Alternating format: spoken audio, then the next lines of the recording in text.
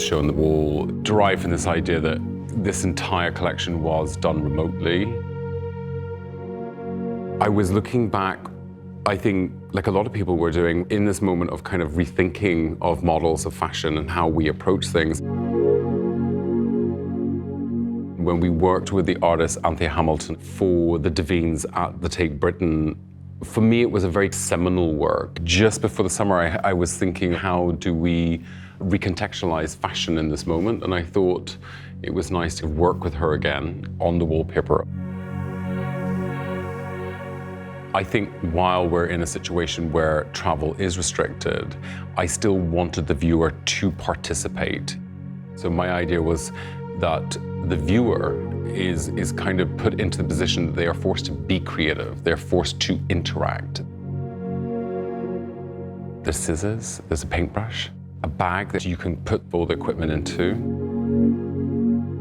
You get posters. Instead of being micro, we've now gone maxi. Everything is exactly life size.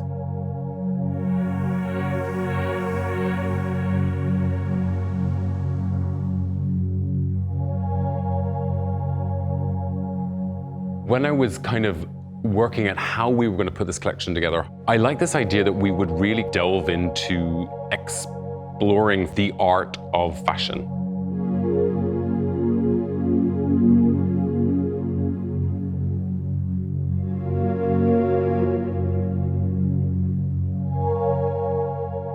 This collection glorifies the hand-embroidered, the hand-woven, the handmade, and makes us think of the past, the present, and the future. How could you make these three things communicate without having disregard for the other?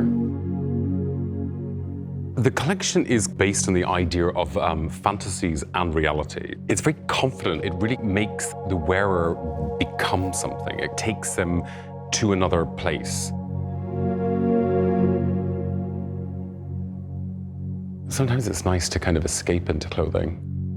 I've been doing a lot of historical research on how boning can be used within clothing, and actually taking it out of its context instead of having it here or when it's here.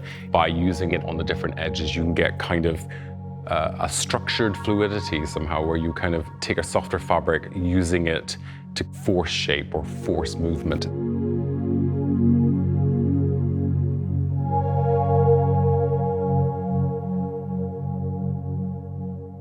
Knitwear is one of my all-time favorite outputs usually in a collection.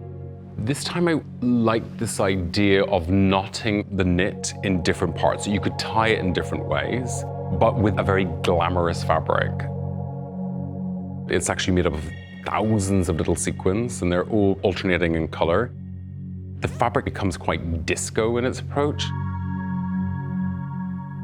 You know, I think some of my favorite pieces actually derived out of the men's. We worked with Adoya, who does all our beautiful handmade woven leather pieces. This idea of leather craftsmanship that kind of controls silk or becomes more like poetic armor. So in terms of the bags for this collection, a big part of it was really kind of rediscovering our classics and really trying to perfect them more. The puzzle bag that I did when I first joined LOEWE, we've embellished it with loads of sequins. The flamenco is a very kind of purist bag. I wanted to reduce it back to its original, which is, you know, about 30 to 40 years old. It has the historical knot detail on the side. And then on the balloon this season, we have woven the sides of it like a deconstructed basket. We worked with Adoya again to work on the rattan bag, which is a square structure bag where we have got rattan and leather mixed. We've explored with a couple of new shapes. We have the shell bag. It actually came out of a lot of research I was doing on a ceramicist called George Orr, an American ceramicist from the 19th century, who explored with clay in a very out-of-period way. It is nearly like taking a slab of flat clay and then you are building in kind of dimples in it to create the volume. This is a moment where it is not about being bombastic, it's more about being sensitive and sincere and honest of where we are at. It's sometimes better to kind of like embrace a moment that is challenging than trying to pretend that it's not. When you bring different parameters, I think creativity can really flourish because it makes you think differently.